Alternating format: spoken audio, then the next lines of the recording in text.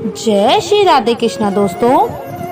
श्री कृष्ण जन्माष्टमी के दिन गौ माता को खिला देने से यह एक चीज दरिद्रता समाप्त हो जाएगी और जीवन भर धन संपत्ति की कमी नहीं रहेगी। यह बात भगवान श्री कृष्ण ने अपने सखा को बताई है।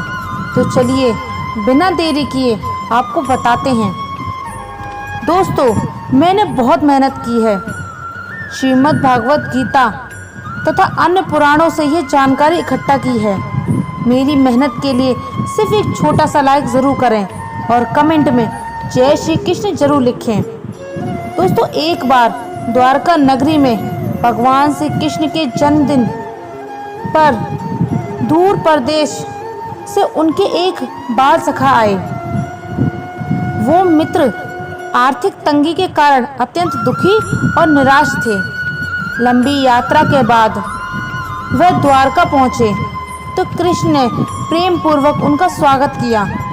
श्री कृष्ण ने स्नेह से पूछा, कैसे आना हुआ मित्र?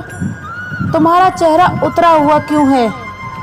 ये सुनते ही वह सखा भावुक होकर कृष्ण के चरणों में गिर पड़ा और रोते हुए बोला, हे केशव, मैं बहुत दुखी हूँ। कड़ी मेहनत के बावजूद मैं अपने परिवार का भरण पोषण ठीक से नहीं कर पा रहा हूँ। हमारे घर में दरिद्रता ने डेरा डाल रखा है। विषाद में डूबे उस मित्र ने उसे गले से लगाया और, हे द्वारकाधीश, मैं धन संपत्ति मांगने आपके पास नहीं आया हूँ। बस आपसे कोई ऐसा उपाय जानने आया हूँ जिससे मेरी गरीबी दूर हो जाए और मैं अपने परिवार का पालन सम्मान पूर्वक कर सकूं।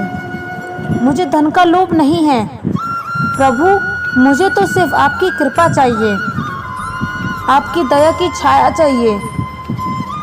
मेरा जीवन सुखी हो सकता है। श्री कृष्ण ने मित्र को उठाकर गले से लगा लिया और फिर मुस्कुराते हुए कहा, मैं तुम्हारा हृदय जानता हूँ, तुम्हारे कष्टों से भी परिचित हूँ और तुम्हारी दरिद्रता का कारण भी समझता हूँ कि तुम मुझसे धन नहीं मांगने आए हो, और यदि मैं तुम्हें धन दूँ तो भी तुम इतने स्वाभिमान हो कि तुम्हें उसे स्वीकार नहीं करोगे। श्री कृष्ण ने अपने मित्र की आंखों में देखते हुए कहा, तुम्हारे स्वाभिमान का मान रखूंगा। धन सीधे ना देकर मैं तुम्हें एक ऐसा उपाय बताऊंगा जिससे तुम्हारी गरीबी स्वयं दूर हो जाएगी, तुम्हारी दरिद्रता का नाश होगा और तुम्हें फिर कभी आर्थिक तंगी नहीं झेलनी पड़ेगी। मित्र ने आशा भरी निगाहों से श्री कृष्ण की ओर देखा और विनय स्वर में कहा, हे प्रभु, आपका मार्गदर्शन ही मेरे लिए सबसे बड़ा धन है। कृपया वह उपाय बताइए। कृष्ण ने हाथ जोड़कर और कृष्ण ने हाथ पकड़कर मित्र को पास बिठाया और बोले, मैं तुम्हें अवश्य उस धन प्राप्ति के उपाय के बारे में बताऊंगा, लेकिन उस दिव्य उपाय को बताने से पहले इस कथा को सुनाना उचित होगा। इस महत्वपूर्ण कथा को ध्यान से सुनो। केवल इसे सुनने मात्र से ही तुम्हारे दुख दूर हो जाएंगे और तुम्हारे घर में जो परेशानियां हैं वो समाप्त हो जाएंगी। उसने बहुत ही उत्सुकतावश पूछा, कैसी कथा केशव? कृष्ण ने रहस्यमय मुस्कान के साथ कहा, यह कथा कामधेनु गौ माता की महिमा से जुड़ी है, जो भी मनोकामनाएं पूर्ण करती है। मैं उसी गौ माता की बात कर रहा हूँ। तो मैं उसी गौ माता की कृपा प्राप्त करने का उपाय बताऊंगा। उस उपाय में प्रतिदिन तुम्हें गौ माता को एक विशेष चीज खिलानी है। ध्यान लगाकर सुनो। कृष्ण कथा सुनने लगे और सुनाने लगे। उनकी वाणी मधुर और गंभीर थी और मित्र मंत्रमुग्ध होकर सुनने लगा। प्राचीन काल में पूर्व दिशा में एक राज्य में पुष्पराग नाम के एक धनवान सेठ रहते थे, जिनके पास धन धान्य की कोई कमी ना थी। उनकी पत्नी लीनावती धार्मिक और पतिव्रता नारी थी। उनके 5 पुत्र थे जो परिवार के व्यापार में पिता की सहायता करते थे। बाहर से वह परिवार सुखी और समृद्ध लगता था, पर सेठ पुष्पराग स्वभाव से अत्यंत लोभी और स्वार्थी थे। अपने लाभ के कारण वह दूसरों को मजबूरी का फायदा उठाकर धन बटोरते रहते थे। शास्त्रों में कहा गया है कि मनुष्य को अपनी कमाई का एक अंश दान में देना चाहिए, परंतु सेठ पुष्पराग ने जीवन भर एक भी फूटी कौड़ी का दान नहीं किया। जो भी भिक्षुक यह निर्धन सहायता के लिए उसके द्वार पर आता, वह खाली हाथ लौटकर ही जाता। इसी कारण से सेठ के पुण्य का भंडार लगभग शून्य हो चुका था। एक रात दुर्भाग्य से ऐसा पहिया घूमा कि कुछ दूरदार चोरों ने सेठ के घर पर धावा बोल दिया। वह तिजोरी के तोड़कर समस्त धन संपत्ति लूट ले गए। अचानक लक्ष्मी के रूठ जाने से सेठ मानो पागल सा हो चुका था। वह गहरे अवसाद में डूब गया और दिन रात उसी लूट के बारे में सोचकर हाथ मलता रहता। अत्यधिक चिंता करने से सेठ की सेहत गिरने लगी। वह तरह तरह की बीमारियों से घिर गया और कुछ ही समय में स्थिति यह हो गई कि वह बिस्तर से उठ भी नहीं पाता था। घर की आर्थिक दशा बिगड़ती चली गई। धन के अभाव में पूरा परिवार गरीबी में दिन गुजारने लगा। सेठ के बेटे ने पेट भरने के लिए खेतों में मेहनत मजदूरी करने लगे, पर अथक परिश्रम करने के बाद भी मैं मुश्किल से 2 वक्त का भोजन जुटा पाते। जो परिवार कभी ऐश्वर्य में जीवन बिता रहा था, अब वह 2 टूक रोटी के लिए तरसने लगा। कुछ महीने इस तरह बीत गए। सेठ की सेहत दिन ब दिन बिगड़ती चली गई। उसे अब मृत्यु का भय सताने लगा। उसकी पत्नी दिन रात उसकी सेवा करती रही। औषधि और उपचार काम नहीं आ रहे थे। ऐसे निराशाजनक समय में एक सुबह सेठ के द्वार पर एक साधु भिक्षा की पुकार लगाते हुए आए। वह साधु कोई और नहीं बल्कि स्वयं यमराज थे, जो तपस्वी का वेश धारण कर सेठ का परीक्षण करने पहुंचे थे। दरवाजे पर खड़े साधु ने करुण स्वर में कहा, भिक्षाम देही। सेठ तो रोगग्रस्त होकर भीतर पड़ा था। उसकी पत्नी ने दरवाजा खोला।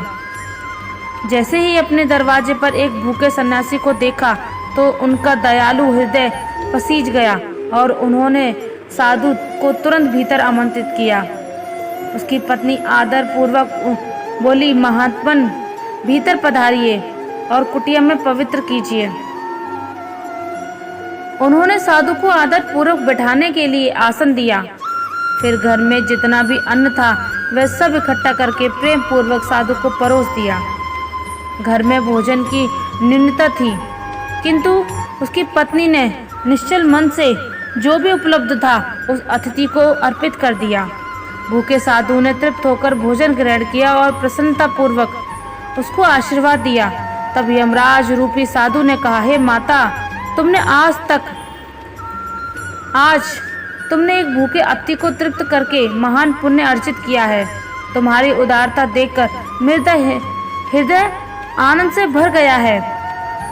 तुम्हें आशीर्वाद स्वरूप एक वरदान देना चाहता हूँ। मांगो, आज जो भी वर मांगोगी मैं तुम्हारी मनोकामना अवश्य पूर्ण करूँगा। उसकी पत्नी विनती स्वर में उत्तर दिया, महात्मन, आपका कोटि कोटि धन्यवाद। कुछ समय पहले तक हमारा परिवार बहुत संपन्न था, किंतु दुष्ट लुटेरों ने हमारा सब कुछ छीन लिया। अब हालात ये है कि हमें घोर दरिद्रता में दिन काटने पड़ रहे हैं। मेरे पति गंभीर रोग से ग्रस्त हैं और मृत्युशैया पर हैं। कृपया करके हमारे इन दुखों को दूर करने का कुछ उपाय बताइए। स्त्री की करुण कथा सुनकर साधु रूपी यमराज ने गंभीर स्वर से कहा, हे माता, तुम्हारी ये दुर्दशा तुम्हारे पति के कुकर्मों से हुई है। उन्होंने अपने जीवन में कभी दान पुण्य नहीं किया, अपितु दूसरों को कष्ट देकर धन अर्जित किया। इसी कारण दुर्भाग्य उनका पीछा नहीं छोड़ रहा। उसकी पत्नी की आंखों में आंसू भर आए। उन्हें भी आभास था कि कि उनके पति ने लोभवश अनेक गलतियां की हैं, पर अब पछताने से क्या लाभ। उन्होंने यमराज से हाथ जोड़कर प्रार्थना की, क्या कोई मार्ग है जिससे यह दुर्भाग्य दूर हो जाए, मेरे पति के पापों का प्रायश्चित हो सके। यमराज ने कोमल वाणी से कहा, घबराओ मत, हर समस्या का समाधान भी होता है। यदि तुम वास्तव में इस दुर्भाग्य से छुटकारा चाहती हो तो मैं तुम्हें एक अचूक उपाय बताता हूँ। उसकी पत्नी ने ध्यानपूर्वक सुना और उसकी तरफ देखा। साधु महात्मा ने कहा, तुम सभी मनोकामनाएं पूर्ण करने वाली कामधेनु गौ माता की शरण लो। अपने घर एक गाय लेकर आओ और निस्वार्थ भाव से उसकी सेवा करो।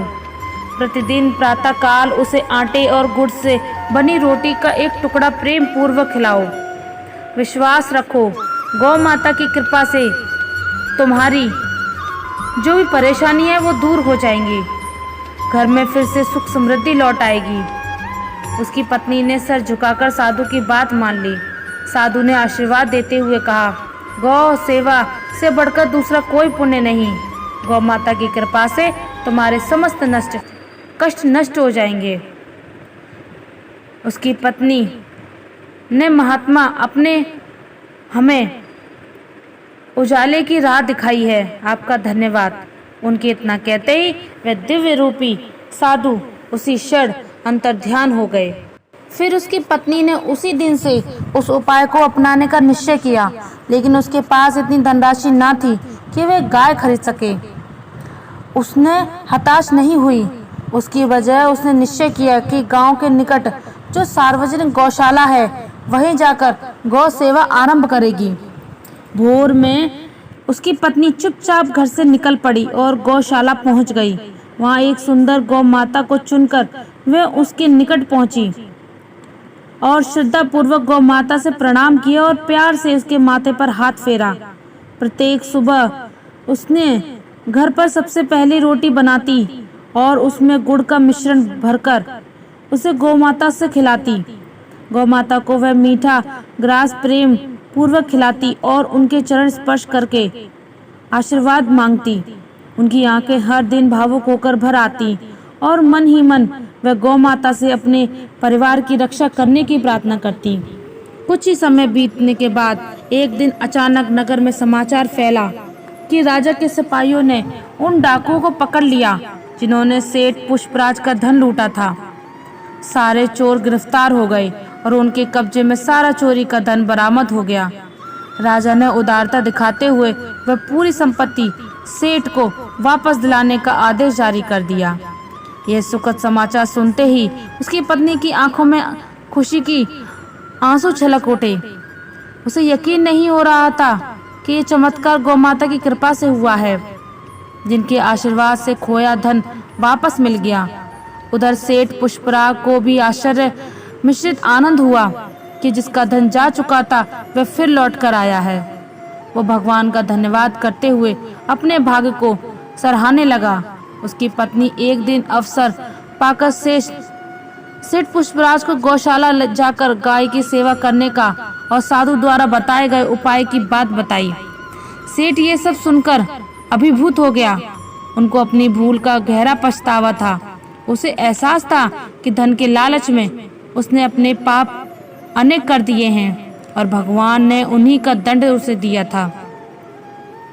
उसकी पत्नी ने पति को सांत्वना देते हुए, अब जब ईश्वर की कृपा से सब कुछ वापस मिल गया है तो ये अपने पाप धोने का अवसर है।